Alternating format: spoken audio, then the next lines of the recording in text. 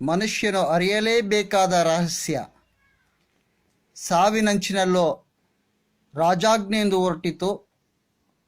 ಅದೇನೆಂದರೆ, ನನ್ನ ಎರಡೂ ಕೈಗಳನ್ನು ಶವದ ಪೆಟ್ಟಿಗೆಯಿಂದ ಹೊರಗೆ ಬಿಡ್ರಿ ಎಂದು. ಸುತ್ತಲೂ ಇದ್ದಂತಹ ಸೇನಾಧಿಪತಿ ಮತ್ತು ಸೈನಿಕರು ಆಶ್ಚರ್ಯಚಕಿತರಾಗಿ, ಇನ್ನೇನು ಲೋಕಕ್ಕೆ ವಿದಾಯ ಹೇಳಲಿರುವ ಚಕ್ರವರ್ತಿಯನ್ನೇ ದೃಷ್ಟಿಸುತ್ತಾ ಕಾರಣವೇನೆಂದು ಕೇಳಿದರು. ಅದಕ್ಕೆ ಚಕ್ರವರ್ತಿಯು, ಈ ಲೋಕವನ್ನೇ ಜಯಿಸಿದ ನಾನು ಈ ಲೋಕಕ್ಕೆ ಬಂದ ರೀತಿಯಲ್ಲೇ ಬರಿದಾದ ಕೈಗಳಲ್ಲೇ ಲೋಕವನ್ನು ಬಿಟ್ಟು ಹೋಗುತ್ತಿದ್ದೇನೆ.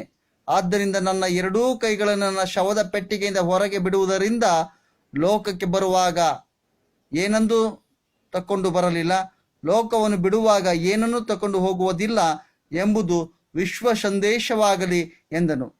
ಆ ಚಕ್ರವರ್ತಿಯ ಇಚ್ಛೆಯಂತೆಯೇ ಆತನ ಎರಡೂ ಕೈಗಳನ್ನು ಶವದ ಪೆಟ್ಟಿಗೆಯಿಂದ ಹೊರಗೆ ಬಿಟ್ಟು ಸಮಾಧಿ ಮಾಡಲಾಯಿತು. ಆ ಚಕ್ರವರ್ತಿ ಯಾರೆಂದರೆ, ಜಗತ್ತಿನೇ ಜಯಿಸಿದ ಗ್ರೀಕ್ ಸಾಮ್ರಾಜ್ಯದ ಮಹಾನ್ ಚಕ್ರವರ್ತಿ ಅಲೆಕ್ಸಾಂಡರ್. ಅಲೆಕ್ಸಾಂಡರ್ ಇಡೀ ಜಗತ್ತಿನ ಮೇಲೆ ಪ್ರಭುತ್ವ ಸಾಧಿಸಿದ್ದರೂ ತನ್ನ ಸಾವಿನೊಂದಿಗೆ ಏನನ್ನೂ ತೆಗೆದುಕೊಂಡು ಹೋಗಲಿಲ್ಲ. ಇಂದು ಯಾವ ಮನುಷ್ಯನೂ ಆತನಷ್ಟು ಜಗತ್ತಿನ ಮೇಲೆ ಪ್ರಭುತ್ವ ಸಾಧಿಸಿಲ್ಲ.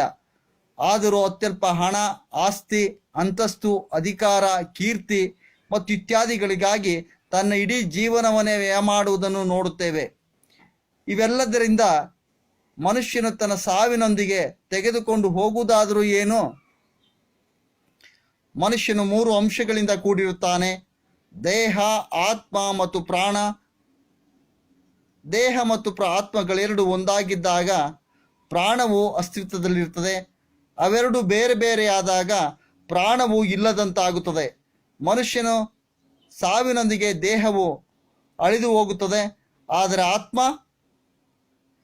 ಆತ್ಮ ಸ್ವರೂಪನಾದ ದೇವರು ಮನುಷ್ಯನನ್ನು ತನ್ನ ಸ್ವರೂಪದಲ್ಲಿ ಸೃಷ್ಟಿ ಮಾಡಿದ್ದರಿಂದ ಸಾವಿನ ನಂತರ ಮನುಷ್ಯನ ಆತ್ಮವು ಸೃಷ್ಟಿಕರ್ತನಾದ ದೇವರ ಬಳಿಗೆ ಹೋಗಬೇಕು.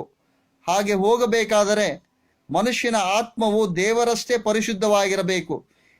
ಇಂದು ಯಾವ ಮನುಷ್ಯನ ಆತ್ಮವು ತಾನೇ ದೇವರಷ್ಟೇ ಪರಿಶುದ್ಧವಾಗಿದೆ?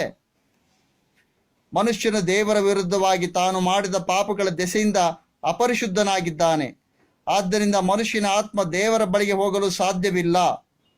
ಬದಲಾಗಿ ತಾನು ಮಾಡಿದ ಪಾಪಗಳಿಗಾಗಿ ದೇವರಿಂದ ಶಿಕ್ಷೆ ಹೊಂದಬೇಕಾಗುತ್ತದೆ. ಹಾಗಾದರೆ ಒಬ್ಬ ಮನುಷ್ಯನು ಲೋಕವನ್ನೆಲ್ಲ ಸಂಪಾದಿಸಿ ತನ್ನ ಆತ್ಮ ನಷ್ಟಪಟ್ಟರೆ ಅವನಿಗೆ ಪ್ರಯೋಜನವೇನು? ಹಾಗಾದರೆ ಮನುಷ್ಯನ ಆತ್ಮವು ದೇವರ ಬಳಿಗೆ ಹೋಗಲು ಯಾವ ಮಾರ್ಗವೂ ಇಲ್ಲವೇ? ಹೌದು, ಒಂದೇ ಒಂದು ಮಾರ್ಗವಿದೆ. ಅದು ಯಾವುದೆಂದರೆ, ದೇವರು ತಾನು ಸೃಷ್ಟಿಸಿದ ತನ್ನ ಮಕ್ಕಳು ತನ್ನ ಬಳಿಗೆ ಬರುವುದಕ್ಕಾಗಿ ಒಂದೇ ಒಂದು ಮಾರ್ಗವನ್ನು ಸಿದ್ಧಪಡಿಸಿದ್ದಾನೆ. ಅದಕ್ಕಾಗಿ ಸೃಷ್ಟಿಕರ್ತನಾದ ದೇವರು ಯೇಸು ಕ್ರಿಸ್ತನಾಗಿ ಈ ಲೋಕಕ್ಕೆ ಬಂದು ನಮ್ಮೆಲ್ಲರ ಪಾಪಗಳನ್ನು ಹೊತ್ತುಕೊಂಡು ನಾವು ಅನುಭವಿಸಬೇಕಾದ ಶಿಕ್ಷೆಯನ್ನು ತಾನು ಅನುಭವಿಸೋದಕ್ಕಾಗಿ ಶಿಲುಬೆಯನ್ನು ಏರಿದರು. ಆದ್ದರಿಂದ ನಮ್ಮ ಕರ್ತನಾದ ಯೇಸು ಕ್ರಿಸ್ತನೇ ನಿಜವಾದ ಮಾರ್ಗವಾಗಿದ್ದಾನೆ. ಪ್ರಿಯ ಸಹೋದರ ಮತ್ತು ಸಹೋದರಿಯರೇ, ನಾವು ಯೇಸು ಕ್ರಿಸ್ತನನ್ನು ನಂಬುವುದರ ಮೂಲಕ ಮತ್ತು ಆತನ ಮುಂದೆ ನಮ್ಮ ಪಾಪಗಳನ್ನು ಒಪ್ಪಿಕೊಳ್ಳುವುದರ ಮೂಲಕ ಆತನು ನಮ್ಮ ಪಾಪಗಳನ್ನು ಕ್ಷಮಿಸಿ ನಮ್ಮನ್ನು ಪರಿಶುದ್ಧರಾಗಿ ಮಾಡುತ್ತಾನೆ. ಆಗ ನಮ್ಮ ಆತ್ಮವು ಪರಿಶುದ್ಧ ದೇವರಾದ ಯೇಸು ಕ್ರಿಸ್ತನ ಬಳಿಗೆ ಹೋಗಲು ಸಾಧ್ಯವಾಗುತ್ತದೆ. ಪ್ರಿಯರೇ, ಇಂದೇ ನೀವು ನಿಮ್ಮ ಪಾಪಗಳಿಗಾಗಿ ಶಿಲುಬೆಯನ್ನೇರಿದ ಸೃಷ್ಟಿಕರ್ತನಾದ ಯೇಸು ಕ್ರಿಸ್ತನನ್ನು ನಂಬುವಿರಾ? ನಿಮ್ಮ ಪಾಪಗಳ ಕ್ಷಮೆಯನ್ನು ಹೊಂದುವಿರಾ? ಪರಿಶುದ್ಧನಾದ ದೇವರ ಬಳಿಯಲ್ಲಿ ನೀವೂ ಪರಿಶುದ್ಧರಾಗಿ ಸಾವಿನಾಚೆಯೂ ನಿತ್ಯ ನಿರಂತರವಾಗಿ ಜೀವಿಸುವಿರಾ?